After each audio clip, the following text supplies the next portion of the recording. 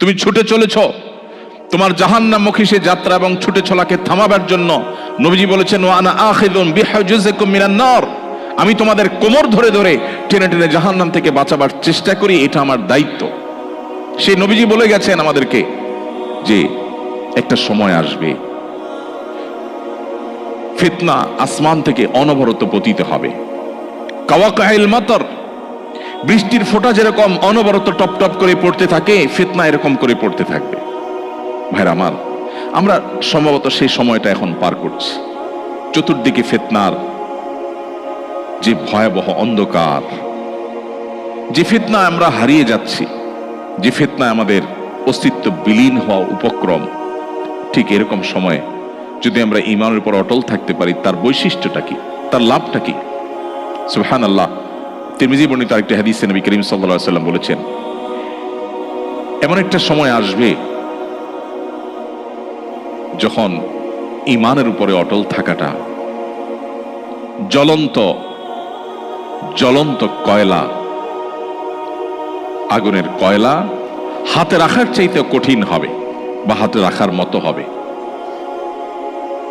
নবীজি বলেছেন, সেই সময়ে সবর করাটা, ঈমানের উপরে টিকে থাকাটা, সমাজের সবাই একটা স্রোতে দৌড়ায়, তার বিপরীতে দৌড়ানো সহজ বিষয় নয়।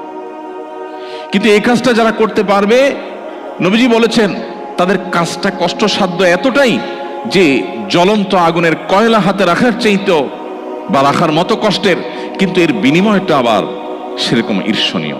তিনি বলেছেন 50 জন মানুষ আমল করে যে পরিমাণ সওয়াব পাবে, ওই সময় এই রকম প্রতিকূল পরিবেশে যিনি নিজের ঈমানকে, নিজের আইডেন্টিটিকে, নিজের আমলকে, নিজের মুসলমানিত্বকে যে ব্যক্তি বুলন্দ করে রাখবে, উঁচু করে রাখবে, ধরে রাখতে পারবে, আল্লাহ তাআলা তাকে 50 জন মানুষের আমলের সমপরিমাণ সওয়াব তাকে দান করবেন।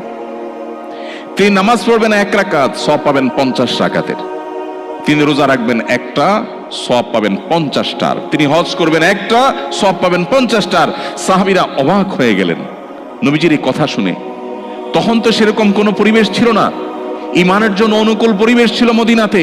নবী করিম সাল্লাল্লাহু আলাইহি ওয়াসাল্লাম এই কথা শুনে তারা জিজ্ঞাসা করলেন, হে আল্লাহর রাসূল, আপনি যে বলছেন তখনকার মানুষেরা প্রতিকূল পরিবেশে ঈমানের উপরে টিকে থাকতে পারলে একজনে 50 জনের সওয়াব পাবে, সেই 50 জন কি আমাদের 50 জন নাকি তাদের সময়ের 50 জন? নবীজি তখন বলেছেন, আরে না, তাদের সময়ের না, তোমাদের মতো 50 জনের সওয়াব তারা পাবে। আল্লাহু আকবার।